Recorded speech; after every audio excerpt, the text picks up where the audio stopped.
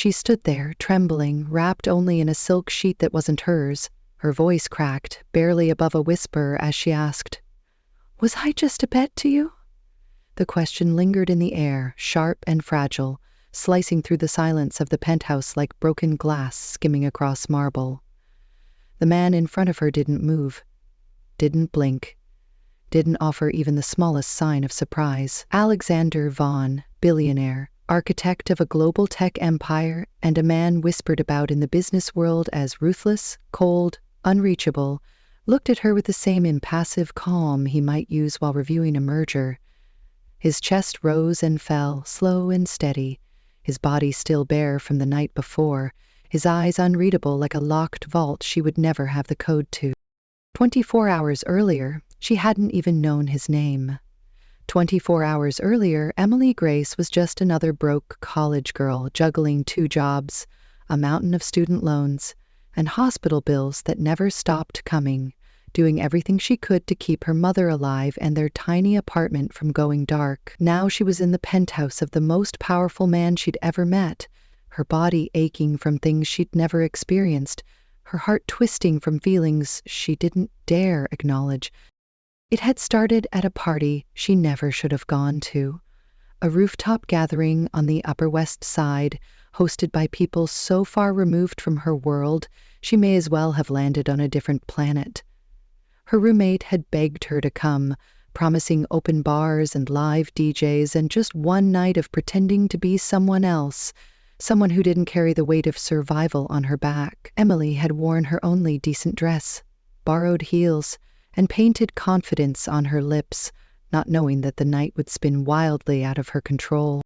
The party wasn't just indulgent, it was intoxicating, a world of money and mischief, where every smile hid something sharper, and every conversation was just another transaction. Somewhere between her second drink and the last round of a cruelly twisted version of Truth or Dare, she found herself cornered into a bet she didn't truly understand. The game wasn't playful, it was dangerous, and she was the outsider, the one with everything to lose. The dare was simple, brutal, and spoken like it was a joke. If she lost, she'd spend the night with Alexander Vaughn, a man who didn't believe in relationships, who never looked at the same woman twice, who was rumored to leave more heartbreak than profit in his wake. She should have said no, should have walked away, but her pride and desperation blinded her, and the moment the final card flipped against her, the room erupted in cheers and champagne. But Alexander didn't celebrate. He didn't even smile. He just stared at her, eyes dark, still, and she felt something twist in her chest. He walked up to her, quiet, slow, and when he spoke, his voice was lower than she expected, almost quiet, like a warning instead of a promise. "You have a choice," he said, "but if you come with me, don't pretend nothing happened after." And against everything she knew, she said yes. She followed him out of that room, into his world, and now here she was, one night later, not knowing what was real and what had been a game. She asked again, louder this time, "Was I just a bet?" Alexander looked at her, walked toward the window, stared out at the city glowing like it always did, brilliant, indifferent, unbothered by broken hearts. Then finally he turned to her and said, "Yes, it started that way." Then paused, his voice lower than before, almost human, "But it didn't end that way." Emily Grace had never belonged to that world, the one where dresses cost more than her monthly rent, and people made bets with things as sacred as intimacy.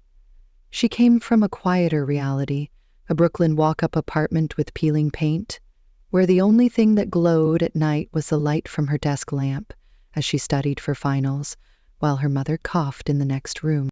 She was 22, a photography student at NYU, working part-time as a waitress at a cocktail bar and freelancing whenever someone needed engagement photos taken on a budget. Her world was defined by limits, financial, emotional, and personal. She didn't believe in miracles, she believed in double shifts and dollar pizza slices and doing what needed to be done. But even in that small, compressed life, she carried something sacred. Her boundaries, especially one boundary she had never crossed and thought she never would. Alexander Vaughn existed at the opposite end of that spectrum, a man who didn't understand the meaning of no. He was 34, the founder and CEO of Vaughn Technologies, and a man whose name appeared on Forbes lists and whispered gossip alike. Known for his silence, his precise suits, and his complete emotional detachment, he was the kind of man people obeyed without question, not because he shouted, but because he didn't have to. His presence alone could turn a boardroom cold. He built his empire with ruthless efficiency, never apologizing for his ambition, never distracted by weakness, especially not something as unstable and illogical as love. His staff called him the machine behind closed doors, and he did nothing to prove them wrong. But beneath the layers of power and perfection, Alexander had a past no one dared mention. He was once engaged, years ago, to a woman named Helena. She was bright, kind, and utterly wrong for his world. When she died in a car crash on a rainy afternoon, the parts of Alexander that still believed in softness died with her. From that point on, everything became a calculation. His relationships, his investments, even his casual flings. He had rules for women. No sleepovers, no names beyond firsts, no expectations. They all signed NDAs, all walked out with gifts they'd never earned, and none of them were remembered. Until Emily. Their meeting had been accidental on her part, orchestrated on his. He had seen her once before the party, passing through the lobby of his building, not knowing she was there only to deliver flowers for a freelance gig. She didn't look at him, didn't know who he was, didn't act like she cared. And that indifference, that rare, unshaped presence, stuck with him longer than he cared to admit.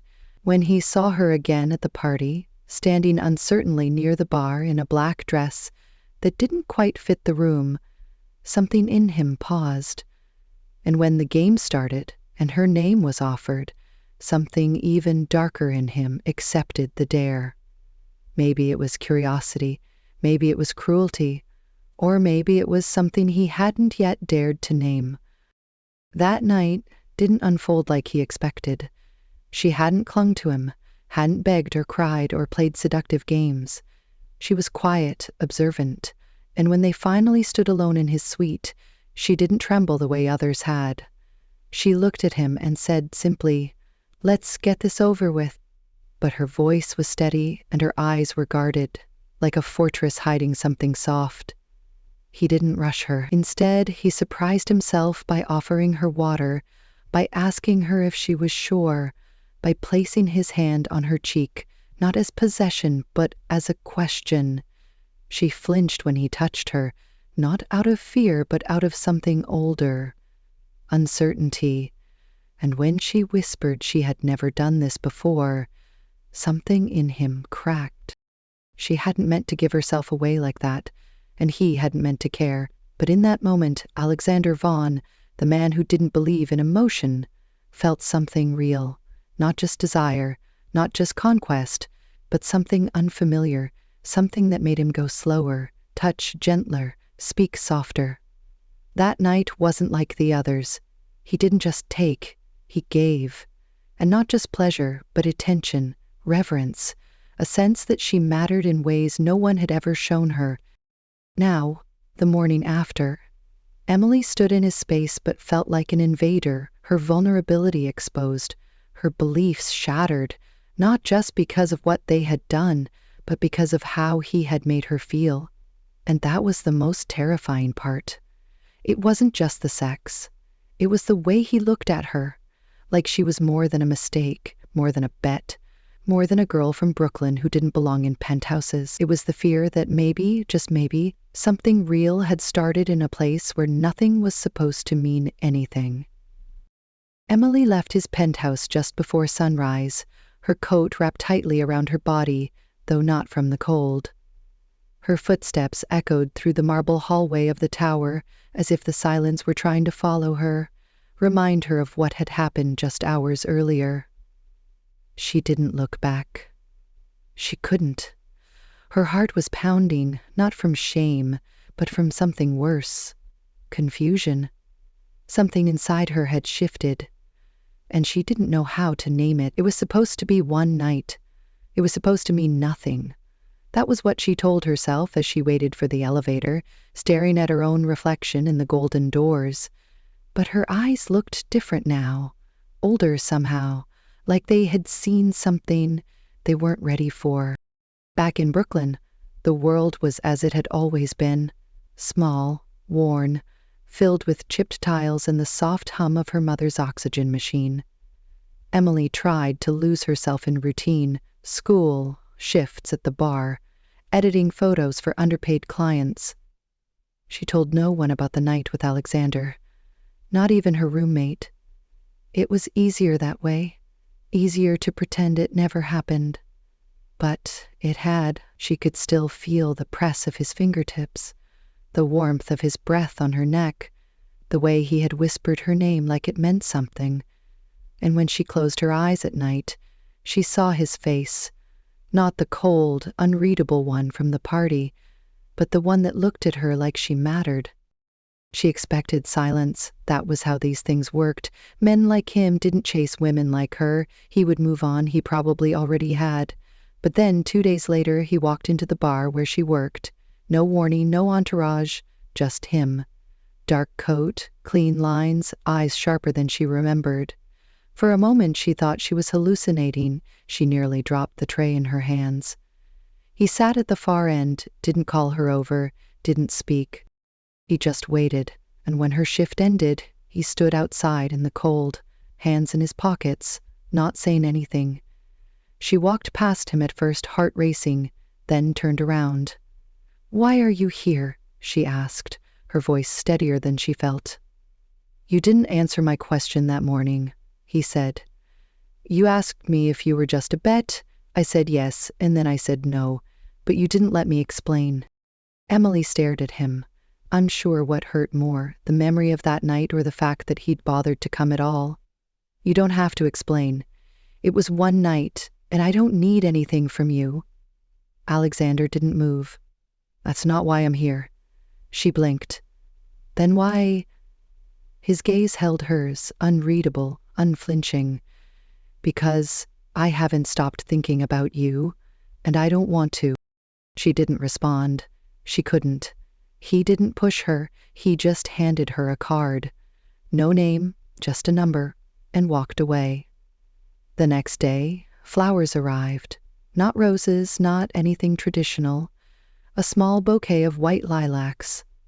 She didn't tell anyone, but she kept them on her windowsill. She didn't call him, but she stared at the card every night. Then her mother collapsed. The hospital bills were more than she could ever afford. The insurance wouldn't cover the surgery. Emily sat outside the emergency room, numb, the weight of everything crashing down at once. That night she called the number. He picked up immediately, as if he had been waiting. "I need help," she said, barely able to breathe. He didn't ask questions. The next morning the hospital informed her the cost had been fully covered. Anonymous donor. She knew it was him. Emily couldn't ignore him anymore. She met him again, this time not in his penthouse, but in a quiet cafe in Midtown. He wore a navy suit, no tie, his sleeves rolled up just enough to feel human. He asked how her mother was. She said stable, then silence. "Why me?" she finally asked. "Why are you doing this?" Alexander stirred his coffee but didn't drink it. "Because when I looked at you that night, I saw someone who wasn't trying to impress me. You didn't want anything from me. You didn't even want to be there, and that made me want to know who you were." Emily didn't know how to respond. Her walls were up, but part of her wanted to lower them. "You don't do relationships," she said. "Neither do you," he replied. They both laughed, just a little, but it broke something open. Over the next few weeks they met again and again.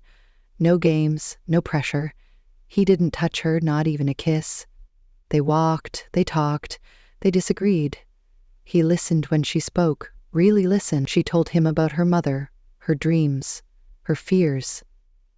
He told her things no one else knew, that he hated crowds, that he had night terrors, that sometimes he looked in the mirror and didn't recognize the man staring back. Emily found herself waiting for his texts. smiling at his dry humor, feeling safer when he was near. She didn't want to admit it, but she was falling, and it terrified her, because she had nothing to offer him. No pedigree, no money, no influence. She was just a girl from Brooklyn with a sick mother and a camera that barely worked. One evening, they sat on a park bench after a charity gala he'd invited her to, not as a date, but as a guest. He hadn't even touched her hand all night. "You make me forget who I am," he said suddenly. "In a good way or a bad way?" she asked. "Both," he answered, and for the first time she saw something flicker in his eyes. Vulnerability. Real, raw, unguarded. That night, when he walked her home, he didn't ask to come in. He just looked at her and said, "I want to do this right. I don't want to be the man who bought one night with you. I want to be the man who earns every second you give me." Emily watched him walk away, heart racing, not from fear, but from hope. For the first time in her life, she didn't feel like a girl surviving. She felt like a woman being chosen. Emily had always believed that when things seemed too perfect, it meant something was hiding beneath the surface, something waiting to shatter the illusion. And with Alexander, it was no different. Except this time, she didn't want to look for the cracks. She wanted to believe that maybe, just maybe, this man who had once turned her into a dare was now becoming something real, something solid, something hers. For weeks their world existed like a bubble floating above reality. Private walks through Central Park when the city was asleep, late-night calls that began with silence and ended with confessions, dinners in quiet corners of the city where he reached across the table just to tuck her hair behind her ear without saying a word. He wasn't the man the media made him out to be. At least, not with her. He was softer, still guarded, but in a way that made her feel like every layer he peeled back was a gift she hadn't earned, yet still received. She told herself not to fall, told herself this couldn't last, but there was a night, one rare rainy night in New York, when they sat beneath the awning of a closed bookstore, and he looked at her with a gaze that held no distance, no calculation, and said, "I haven't felt like a person in years, until you." And she knew then that she had already fallen, deeply, helplessly, completely. But love, no matter how pure it feels, can't exist without truth, and the truth always finds its way to the surface. It started with a conversation she wasn't supposed to hear. Alexander had taken her to a private gala, not one of those loud affairs with flashing lights and cameras, but something more exclusive, the kind where power was passed from hand to hand in the form of whispered deals and measured glances. She had stepped out for air, walked a little too far down a hallway lined with paintings she couldn't name, and that's where she heard it. Two men talking, laughing, and one of them said her name. Not kindly, not gently, but like it was still a joke. Can you believe he actually kept her around? Just a dare, and now look at him, acting like she's royalty? Her body went cold, her mind racing to understand what she had just heard.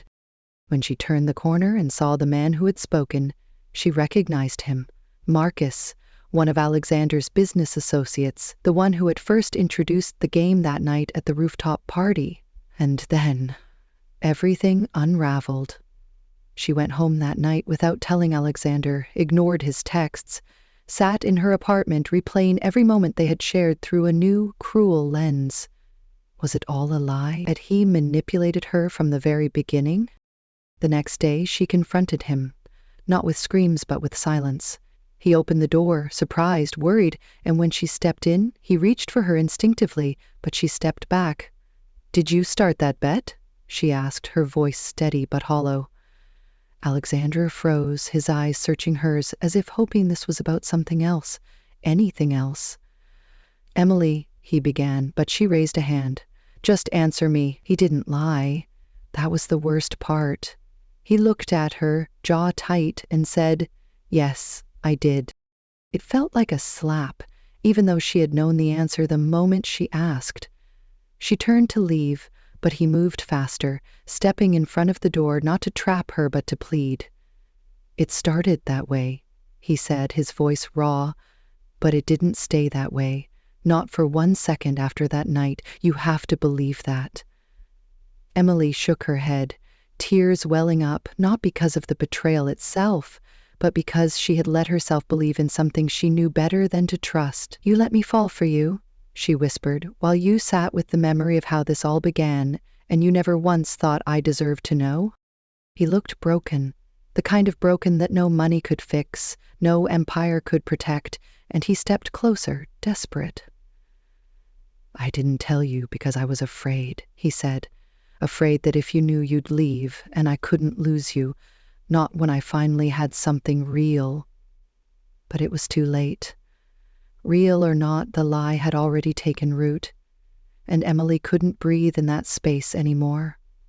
She walked out, this time without looking back, and Alexander didn't stop her. The days that followed were filled with silence, not the peaceful kind, but the kind that screamed in the spaces between her heartbeats. She went through the motions of her life like a shadow of herself, trying to pretend she didn't miss him, trying to remind herself of the betrayal, but her heart was stubborn. It remembered how he held her when she cried about her mother, how he watched her like she was art he couldn't own but needed to understand, how he never made her feel small, even when she stood beside his world. And Alexander, for the first time in his life, didn't know how to fix what he had broken. He didn't call, didn't text, didn't show up with flowers or empty promises. Instead, he went quiet, really quiet. And in that stillness, he began to see what he had done, not just to her, but to himself. He had turned a woman into a bet, then a secret, then something he was too afraid to name out loud. And in doing so, he had ruined the only thing that had ever made him feel human again. One evening, a week after she left, he found himself standing in the same place where they had first spoken, outside the bar, the winter wind cutting through his coat, but he didn't feel the cold. He waited there for hours, not expecting her to come, just needing to feel close to where it had all begun. And Emily, from her window, watched the street below, saw the tall figure standing still against the flow of traffic and people, and her chest ached in a way that made it hard to breathe. She knew he had lied, but she also knew he had changed. She didn't want to forgive him. Not yet. Maybe not ever. But she couldn't deny what had grown between them. Not the affection, not the care, not the undeniable truth that part of her still believed he wasn't the man who made that bet anymore. And that truth scared her more than any lie ever could. The city had always felt too big for Emily, too fast, too loud, too unforgiving, but now it felt different, not because it had changed, but because the silence between her and Alexander echoed louder than sirens and footsteps and taxi horns combined. It had been 10 days since she left his penthouse, 10 days since she looked him in the eyes and asked the one question she had never wanted to know the answer to, 10 days since everything fell apart without a single scream or slammed door. She tried to drown herself in routine, bury the ache beneath lectures and photography gigs and microwave dinners, but his name stayed under her skin like a whisper, like the ghost of a song she couldn't stop humming even when she wanted to forget the tune. She missed him, not just because she loved him, but because he had seen her in ways no one else ever had, and she hated that. Hated that the man who broke her was the same one who had once made her feel whole. On the 11th day, a package arrived at her door. No label, no note, just a simple black box tied with a white ribbon. Inside was a leather-bound journal, old, worn, used, and on the first page, written in his unmistakable handwriting, were the words, "This is yours now. I don't want to erase what we had. I want you to see how much of it was real." She flipped the pages and found entry after entry, personal, private, messy thoughts and raw emotions, written not for her, but now given to her. Notes about their first meeting, the night she left, moments that had meant nothing to others but everything to him. And in the middle of those pages was the truth she hadn't expected, his guilt, his regret, his slow unraveling after Helena's death, and how he used cruelty as a way to avoid ever feeling helpless again. But most of all, it was filled with her name, always her name. Emily didn't cry, not at first, but she read every page until her eyes burned, and when she finally closed the journal, her heart felt heavier, not with sadness, but with understanding. Alexander hadn't lied to her because he wanted to manipulate her. He had lied because he didn't know how to tell the truth without risking the one thing he never thought he deserved: real love. She still didn't know if she could forgive him, but something inside her softened just enough to consider the possibility, so she sent a message, short, cautious, typed and retyped a dozen times before she hit send. I read it. She didn't expect a reply right away, and when her phone vibrated less than a minute later, she stared at the screen with trembling hands.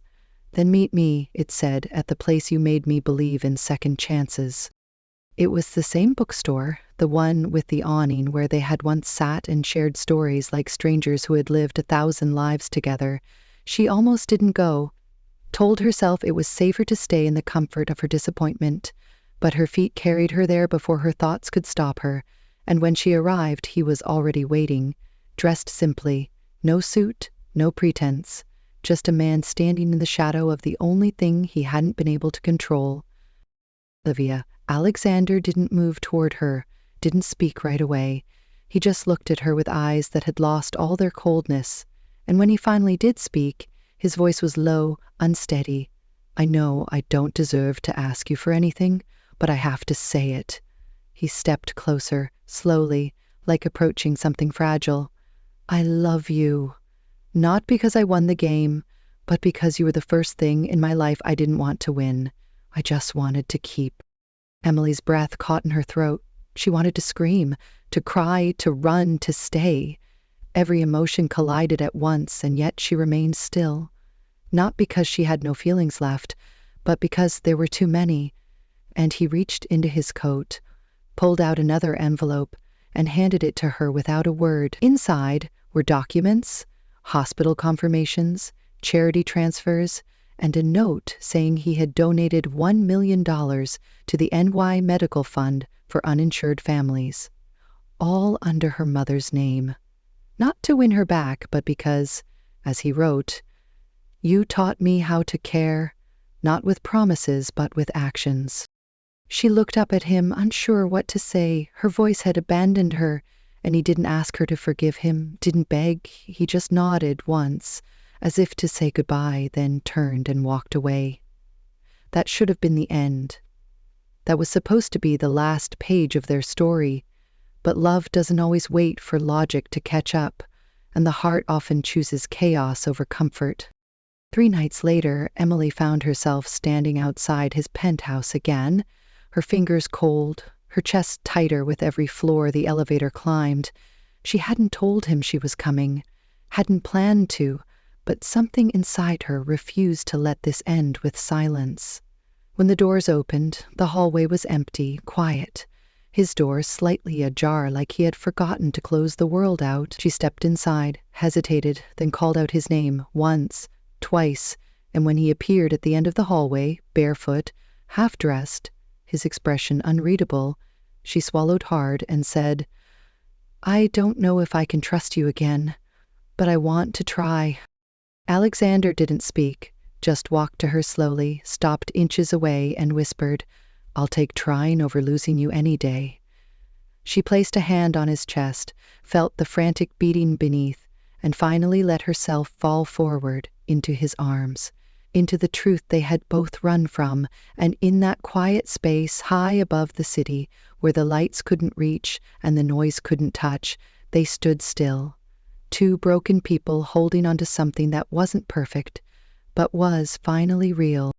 That night, they didn't make love like before, rushed and burning. Instead, they moved with care, with reverence, like they were rebuilding a world that had almost crumbled. He kissed every inch of her skin as if saying thank you. She touched him, like memorizing the parts that no longer scared her, and when they lay tangled in silence, her head on his chest, his hand on her back, they didn't need to speak, because for the first time there was nothing to prove, nothing to win. only each other. Emily didn't expect happiness to be quiet, but with Alexander it was. It wasn't the kind of joy that shouted or demanded attention. It was the kind that existed in the small moments, the ones that crept in without fanfare, like the way he made her tea before she even asked, or the way he touched her back lightly when they crossed the street, like he couldn't help but make sure she was safe. It was in the way he looked at her when she wasn't watching, as though he was still trying to convince himself she was real. They moved slowly, deliberately, never rushing what was forming between them. Trust was not something that returned overnight, and both of them knew that, so they built it piece by piece, day by day, through shared silences and long conversations that lasted until the sky turned pink. Emily still kept her apartment in Brooklyn, said she needed her own space, and Alexander respected that. He never asked her to move in again. Not because he didn't want her there, but because he knew this time she had to come back on her own terms. What surprised her most wasn't how deeply she was falling for him, but how much he was changing. Not for her, but because of her. He went to therapy for the first time in his life, not just once, but weekly, something he confessed to her only after his 4th session, and when he told her that his therapist asked him why he had spent most of his adult life building walls instead of homes, she had smiled and said, "Because no one ever gave you a reason to stop building," and he had looked at her like she was the first answer to every question he had ever been afraid to ask. He no longer surrounded himself with people who reminded him of who he used to be. He stepped away from deals that drained him, distanced himself from Marcus and the circle that had once made games out of women's bodies and stories. He even sold the penthouse where they first slept together, told her he wanted to start fresh somewhere that didn't carry the weight of lies, and when she asked him why he did all of that, he had simply said, "Because I want to deserve the version of me you see." But just when Emily began to believe that they might actually make it, that maybe this kind of love, messy and unexpected, could survive anything, life reminded her that healing is not linear, and love does not always arrive without resistance. It happened on a Thursday, an ordinary Thursday that had begun with sunlight and her head on his chest. She had planned to photograph a small wedding in the afternoon and meet Alexander for dinner. Everything felt steady, manageable, almost easy, until she received a call from the hospital. Her mother's heart had failed again, this time worse than ever before, and the doctor said she needed another surgery immediately. Only this time, the chances of survival were low, and the costs impossibly high. Emily froze, not just from fear, but from the unbearable weight of decision. She had been here before, had walked these corridors, signed these forms, made these impossible choices. But now everything was different, because now she had something to lose, someone to consider. She didn't want to tell Alexander, didn't want him to step in again like a savior, because this wasn't about money. This was about pain, about being reminded that no matter how far she ran, life always found a way to drag her back to the parts of herself she couldn't fix. She tried to keep it from him, tried to smile through the dinner they had planned, but he knew her too well, and by the end of the evening he was asking, gently but firmly, what was wrong, and when she finally told him, he didn't speak right away, didn't offer money or solutions. He just sat there, eyes filled with something she had never seen in him before. Helplessness. "I don't know how to fix this," he said, voice barely audible, "and that terrifies me more than anything ever has." She reached across the table, took his hand and whispered, "I'm not asking you to fix it. I'm just asking you to stay while it breaks." And he did. Every step, every visit, every sleepless night, he was there, and for the first time she let him see the part of her that wasn't strong, the part that cried in elevators and panicked over parking tickets and sometimes wanted to disappear. And he didn't flinch, didn't pull away. He held her closer. But love isn't just measured in how people stay when things fall apart. It's measured in what they do when the other person tries to run again. Because pain doesn't just make us fragile, it makes us reckless. And one night, after another long day at the hospital, Emily broke. not in a dramatic way, but in the quiet unraveling of someone who had carried too much for too long. She looked at Alexander and said, "Maybe I'm not built for this. Maybe I'll always be the girl from Brooklyn who doesn't belong in your world." And he didn't argue, didn't try to convince her. He just said, "If you believe that, then let me show you what it looks like when my world tries to belong to yours."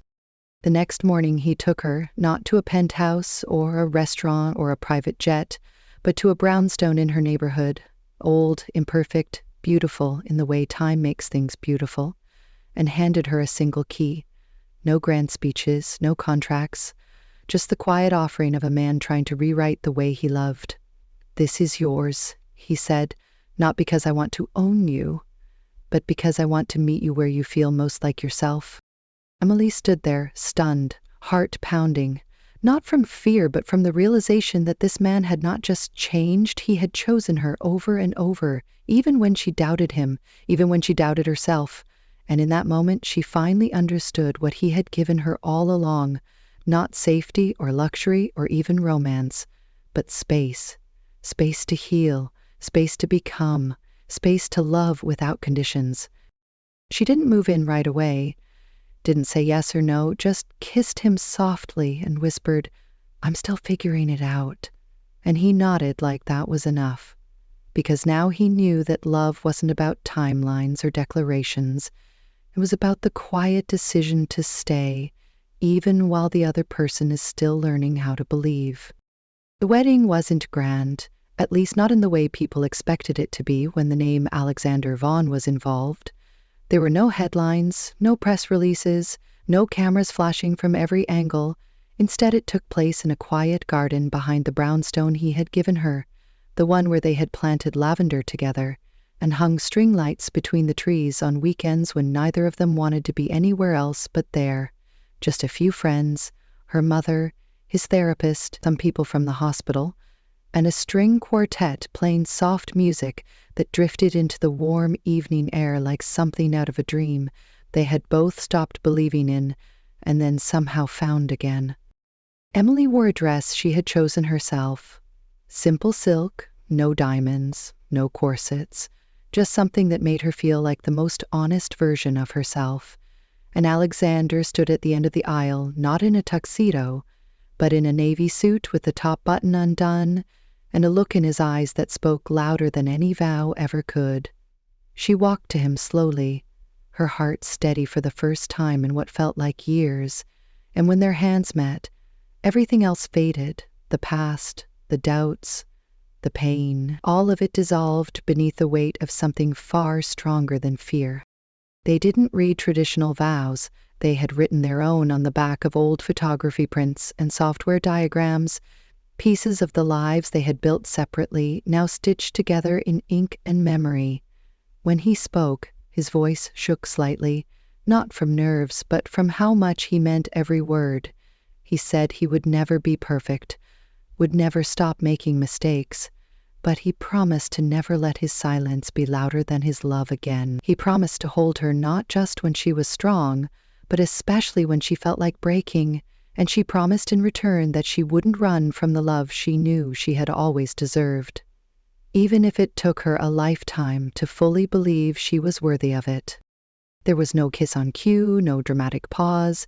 They leaned into each other at the same moment, like gravity itself had grown tired of waiting for them to close the distance, and when their lips met, it wasn't fireworks or music swelling in the background. It was stillness, like the world had stopped holding its breath, because it finally understood they were no longer waiting to fall. They had already landed. After the ceremony, they danced in the garden, surrounded by candlelight and quiet laughter. Her mother smiled through tears. His eyes never left hers, and when the night grew cold, he wrapped his jacket around her shoulders and whispered that home had never been a place until her. They didn't talk about forever because they knew better now, knew that love didn't live in promises or perfect endings. It lived in the choice to stay, again and again, even when things were hard, especially when they were. And later that night, When the music faded and the guests had gone, Emily stood in the doorway of their home, her hands still holding his, and said the words she had once been afraid to believe. "This isn't just a new life. This is the first time I've felt like I'm truly living." And he smiled, not because he had finally won, but because for once there was nothing left to prove. Sometimes what begins as a mistake becomes the only thing that ever felt right. And sometimes the man who once only knew how to take learns how to give everything, not because he has to, but because loving her made him want to.